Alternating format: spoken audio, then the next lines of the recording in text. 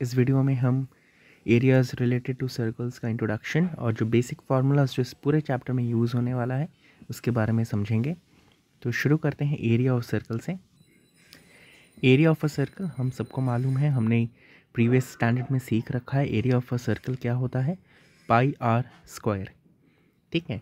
Perimeter of a circle, perimeter का मतलब क्या होता है कि बाउंड्री, कोई भी क्लोज्ड सरफेस का बाउंड्री जो होता है ना, उसे हम पेरीमीटर कहते हैं।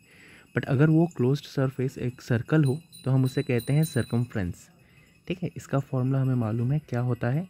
2 पाई आर। ओके। अभी यहाँ पे एक नया टर्म आएगा। फॉर एग्जांपल जैसे कि ये एक सेंटर है और यहाँ से हम दो रेडियस ड्रॉ करते हैं लाइक दिस। ठीक है। तो ये जो पोर्शन यहाँ पे क्रिएट हुआ ना, इसे हम कहते हैं सेक्टर। ठीक है। पूरे सर्कल में ये जो दो रेडियस से ज्वाइन करने के बाद जो बना, इसे हम कहते हैं सेक्टर। बट ये और यहाँ पे जो एंगल क्रिएट हुआ ना, यहाँ पे जो एंगल क्रिएट हुआ, this is nothing but your theta. इसका फॉर्मूला क्या होगा? एरिया ऑफ अ सेक्टर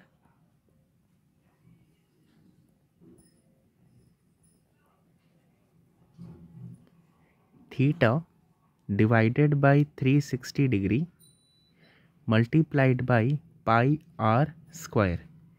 ठीक है। उसी तरह अगर एरिया ऑफ सर्कल को समझना हो कि पाई आर स्क्वायर कैसे आया, तो देखो पाई आर स्क्वायर कैसे आएगा। अगर मैं पूरे एंगल की बात करूं तो क्या होगा? 360 degree divided by 360 degree into pi r square. तो ये और ये कैंसिल हो जाएगा, तो हमें क्या मिलेगा? पाई आर स्क्वायर मिलेगा। ओके। उसी तरह अगर हम इस ब्लू सर्कल में देखें कि सपोज करो जैसे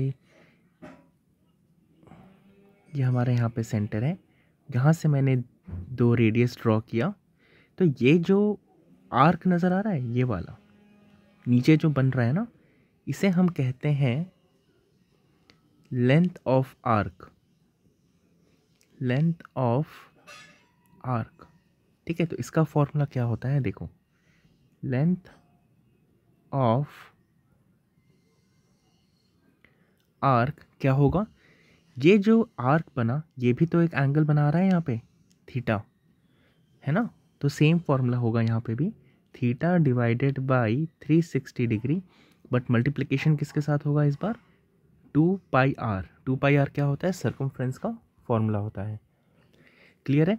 उसी तरह अगर देखना चाहो कि 2 पाई आर कैसे आया, तो देखो, अगर मैं इस पूरे लेंथ की मैं बात करूं, है ना, पूरे लेंथ ऑफ एन आर्क की बात करूं, तो ये क्या हो जाएगा? देखो, this will be 360 degree divided by 360 degree into 2 pi r. तो ये और ये कैंसिल हो जाएगा, तो हमें क्या मिलेगा? 2 पाई आर मिलेगा। क्लियर है? अब हम नेक्स्ट कंसेप्ट को समझते हैं। ओके। अब हम समझते हैं एरिया ऑफ सेगमेंट के बारे में। एरिया ऑफ सेगमेंट, सपोज करो मैंने यहाँ पे कॉर्ड ड्रॉ किया। ओके। तो ये जो कॉर्ड ड्रॉ हुआ ना, अब इससे मैं यहाँ पे दो रेडियस ड्रॉ कर देता हूँ like this and this. Okay. तो ये जो पर्टिकुलर सेगमेंट यहाँ पे नज़र आ रहा है ना, ये वाला, ठीक है, इसे हम क्या कहते हैं? इसे कहते हैं minor segment. This we call it as minor segment. ठीक है। अगर हम एंगल के साथ अगर जोड़ते हैं तो वो क्या हो जाता है? सेक्टर हो सकता है ना? उसे हम क्या कहेंगे?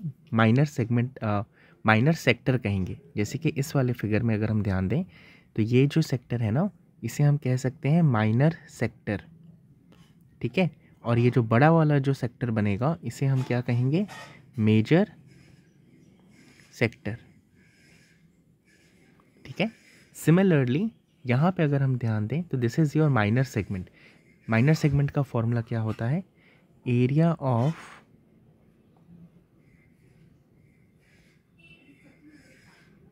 माइनर सेगमेंट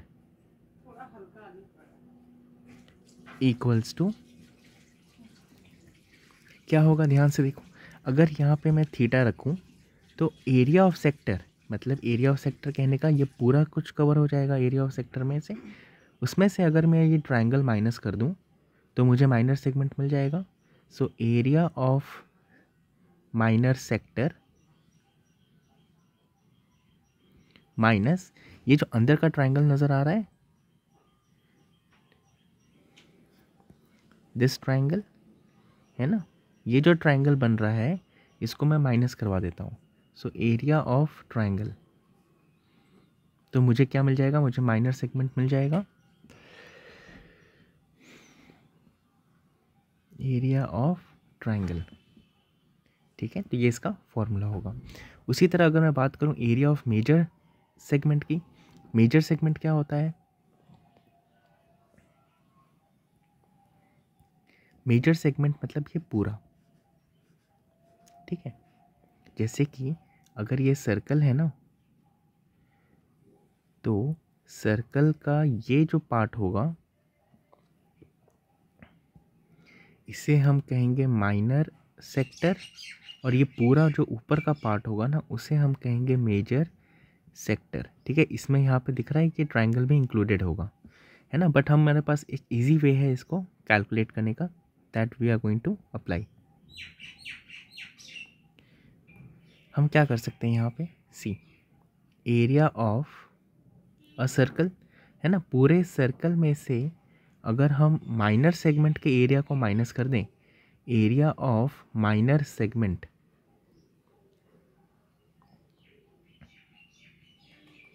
है ना, पूरे सर्कल में से अगर हम ये पार्ट माइनस कर दें तो हमें यहाँ पे क्या मिल जाएगा, मेजर सेगमेंट का एरिया मिल जाएगा। क्लियर है? नेक्स्ट कंसेप्ट है area of an equilateral triangle. Suppose इस सर्कल में मैंने यहाँ पे कॉर्ड ड्रॉ किया, सेंटर से मैंने यहाँ पे दो रेडियसेस बनाए, दो रेडियाई बनाए मैंने यहाँ पे। तो सपोज करो कि अगर ये एंगल 60 डिग्री है, हमें पता है कि इक्विलेटरल ट्रायंगल में सभी साइड्स इक्वल होते हैं, तो ये साइड और ये साइड इक्वल है, तो बट ऑब्वियस सी बात है कि इसका एंगल, ये एंगल और ये एंगल कैसे होंगे, इक्वल होंगे। तो ट्रायंगल में इस एंगल सम प्रॉपर्टी से 180 माइनस 60 कर लेते हैं, 180 डिग्री माइनस 60 कर लेते हैं, तो इसका आंसर क्या आएगा, 120।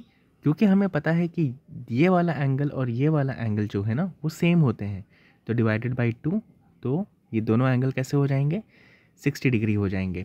ठीक है, तो area of an equilateral triangle, हमें मालूम है area of an equilateral triangle क्या होता है, दैट इज़ √3/4 साइड स्क्वायर। ठीक है, बट यहाँ पे अगर हम ध्यान दें तो साइड स्क्वायर क्या है, साइड तो रेडियस है हमारा, है ना, तो √3/4 रेडियस स्क्वायर। ठीक है, तो ये फॉर्मूला होगा area of an equilateral triangle का। आई होप ये सभी कंसेप्ट अच्छे से समझ में आ गए। इन्हीं 4 फॉर्मूला का यूज़ करके हम पूरे चैप्टर में सभी सम्स सॉल्व करने वाले हैं।